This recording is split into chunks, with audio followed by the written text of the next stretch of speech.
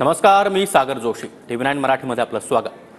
प्रशांत कोरटकरच्या अंतरिम जामिनाबाबत हायकोर्टामध्ये आता सुनावणीला सुरुवात झाली आहे. कोरटकरच्या अंतरिम जामिनाला कोल्हापूर पोलिसांनी विरोध दर्शवला. कोल्हापूर पोलिसांकडून हायकोर्टामध्ये याचिका दाखल करण्यात आलेली आहे आणि याच याचिकेसंदर्भात सुनावणीला सुरुवात झाली आहे. सुनावणी आधीच कोरटकर मुंबईमध्ये दाखल झालेला आहे, मात्र तो अद्याप कोर्टात हजर झालेला नाही. तर स्थानिक कोर्टामध्ये आमची बाजू ऐकून घेतली जात नाही असं सरकारी वकिलांनी म्हटलंय. दुपारी कोल्हापूर कोर्टामध्ये सुनावणी, तिथे बाजू ऐकून घेतली जावी. सरकारी वकिलांची मुंबई हायकोर्टामध्ये ही मागणी आहे. आणि या संदर्भात अधिक माहिती देण्यासाठी आमचे प्रतिनिधी अक्षय मंकणी आपल्यासोबत आहेत. अक्षय, सुनावणीला सुरुवात झालेली आहे, काय अधिक अपडेट्स?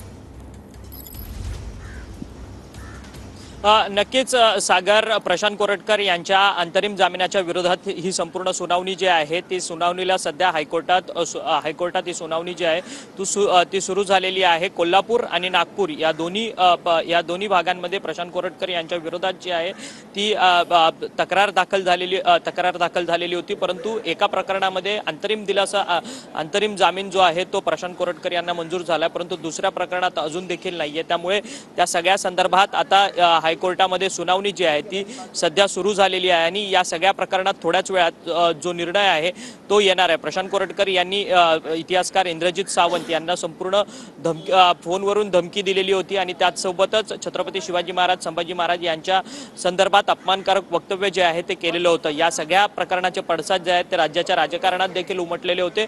त्यामुळे या संपूर्ण प्रकरणाला एक वेगळं महत्त्व प्राप्त झालेलं होतं. आता प्रशांत कोरटकर यांना जामीन न मिळावा याकरता राज्य सरकार कोर्टात गेलेलं आहे आणि त्या सगळ्या संदर्भात सुनावणी जी आहे ती आता हायकोर्टामध्ये सुरू असल्याचं पाहायला मिळतं.